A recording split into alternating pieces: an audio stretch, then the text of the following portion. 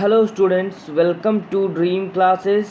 आ जाइए जल्दी से, सभी बच्चे जुड़ जाइए जी, क्योंकि आज की इस क्लास में आप लोग को दिख रहा होगा स्क्रीन पे हम लोग प्रीवियस ईयर सवालों पे बात करेंगे, है ना, जो कि हमारे संस्कृत के टॉपिक को लेकर के होगा। और ये हमारे संस्कृत 10th के कुछ ऐसे सवालों पे, यानी कुछ ऐसे VVI शॉर्ट क्वेश्चन पे बात करेंगे जो कि आपके बोर्ड एग्ज़ाम से रिलेटेड होगा और बार बार ये पूछा जाता है।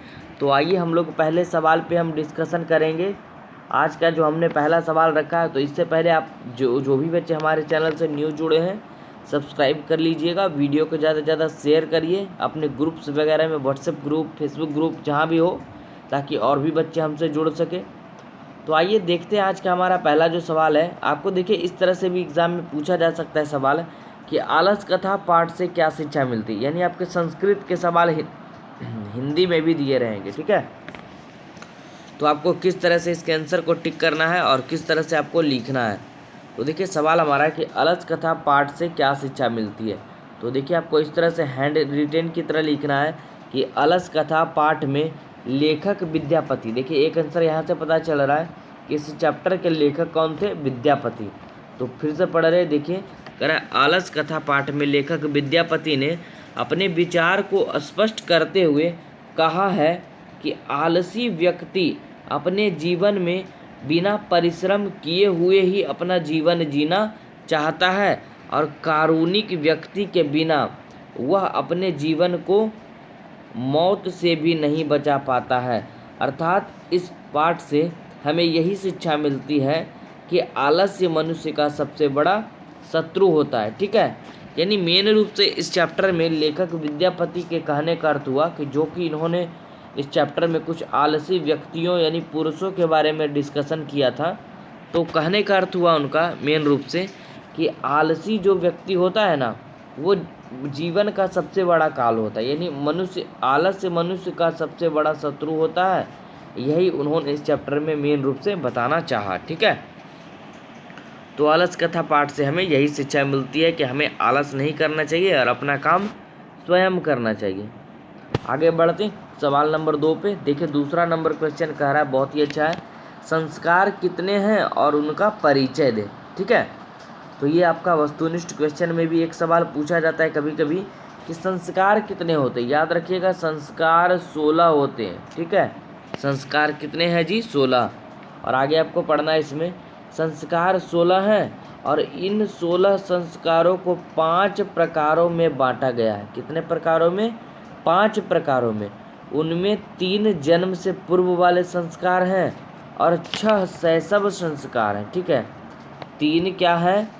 जन्म से पूर्व वाले संस्कार, 6 शैशव संस्कार और 5 शिक्षा संबंधी संस्कार हैं और 1 विवाह संस्कार के रूप में गृहस्थ तथा 1 मृत्यु के पश्चात अंत्येष्टि संस्कार होता है। और इस प्रकार कुल 16 संस्कार होते हैं। तो अच्छे से याद कर लीजिए, नोट्स बना लीजिए कि संस्कार कितने होते हैं, 16 होते हैं और इन 16 संस्कारों को कितने प्रकारों में बांटा गया है? 5 प्रकारों में। और कैसे कैसे उसका डिस्कशन हमने अभी करवा दिया। तो स्क्रीनशॉट ले लीजिए, अच्छे से इसको पढ़ लीजिए, ठीक है। आगे बढ़ते हैं क्वेश्चन नंबर 3 पे। दिख रहा होगा आपको कि हमने उसको टिक करवा दिया है, VVI लगवा दिया एग्ज़ाम के व्यू से। ये बहुत ही ज़्यादा इम्पोर्टेंट है। सवाल कह रहा है हमारा कि स्वामी दयानंद समाज सुधारक थे कैसे, ठीक है। 3 वाक्यों में उत्तर दे। बहुत ही अच्छा सवाल है, बोर्ड एग्जाम में कई बार ये पूछा गया है कि स्वामी दयानंद सरस्वती जो थे वो समाज सुधारक कैसे माने जाते थे। चलिए इसके आंसर को हम लोग जानते हैं और अच्छे से नोट्स बनाते चलिएगा। इसका आंसर होगा कि स्वामी दयानंद समाज सुधारक थे क्योंकि उन्होंने स्त्री शिक्षा, विधवा विवाह और मूर्ति पूजा का खंडन और बाल विवाह रोकने के लिए अन्य समाज सुधारकों से अत्यधिक प्रयास किया। और भी लोगों ने प्रयास किया, लेकिन उनसे भी ज़्यादा किसने प्रयास किया? स्वामी दयानंद जी ने।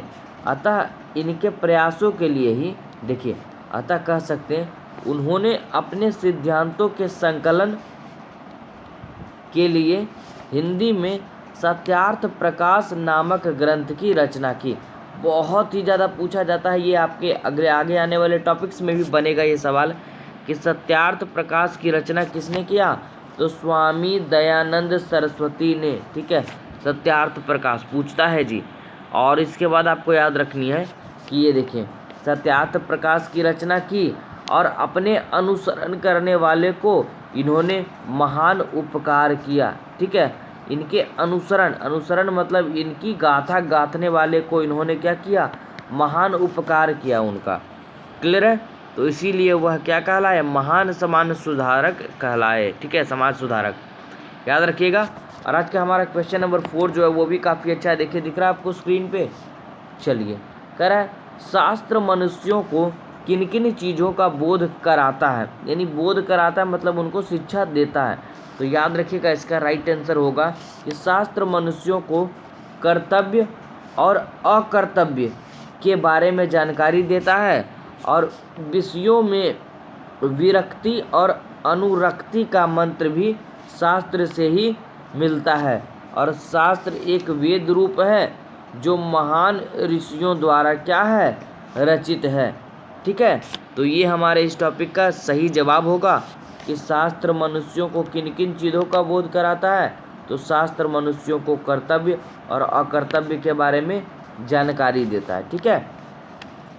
और हम लोग बढ़ते हैं आज के सबसे अंतिम सवाल पे, जो कि हमारा काफ़ी अच्छा टॉपिक है। कह रहा है देखिए कि ईश्वर प्राप्ति ही तपस्या का मूल उद्देश्य क्यों है, ठीक है। बहुत सारे जो है ऋषि मुनि ईश्वर प्राप्ति को ही तपस्या का मूल उद्देश्य क्यों बताते हैं। तो इसका सही जवाब आप याद रखिएगा कि सभी तपस्वियों के तपस्या का मूल उद्देश्य ईश्वर प्राप्ति ही है, ठीक है। सभी जो तपस्वी होते हैं, जो तपस्या करते हैं ऋषि मुनि लोग, उनके तपस्या का मूल उद्देश्य क्या होता है, ईश्वर प्राप्ति होता है। ईश्वर की वह प्राप्ति करना चाहते हैं, क्योंकि इसी से संसार में आवागमन के बंधन से मुक्ति मिलती है और आत्मा के विषय में भी जानकारी मिलती है। अतः हम कह सकते हैं कि सत्य के कारण ही ईश्वर की प्राप्ति जो है क्या है, संभव है। यानी ईश्वर प्राप्ति जो है ना, वो तपस्या का मूल उद्देश्य यहाँ से माना जाता है, ठीक है। तो चलिए, आज की इस क्लास में हम लोग यही टॉप 5 सवालों को हम पढ़ेंगे। तो हमारे चैनल को जो भी बच्चे न्यू जुड़े हैं, सब्सक्राइब नहीं किए हैं, सब्सक्राइब कर लीजिएगा इस तरह के वीडियोस पाने के लिए। और आप लोग अपना सपोर्ट जो है वो बनाए रखिए और हमारी टीम ड्रीम क्लासेस पर भरोसा रखिए। आपकी तैयारी को हम घर बैठे पूरी करवाएंगे एकदम बेहतरीन और शानदार कॉन्सेप्ट के साथ।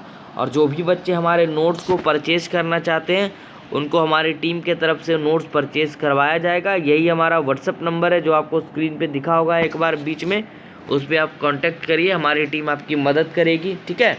और बने रहिए हमारे साथ ड्रीम क्लासेस 9-10 पे। फिर मिलते हैं हम लोग अगले क्लास में कुछ और बेहद ही शानदार टॉपिक्स के साथ। तब तक के लिए ऑल द बेस्ट, अपनी तैयारी को बनाए रखिए और हमारे साथ जुड़े रहिए, ठीक है। चलिए।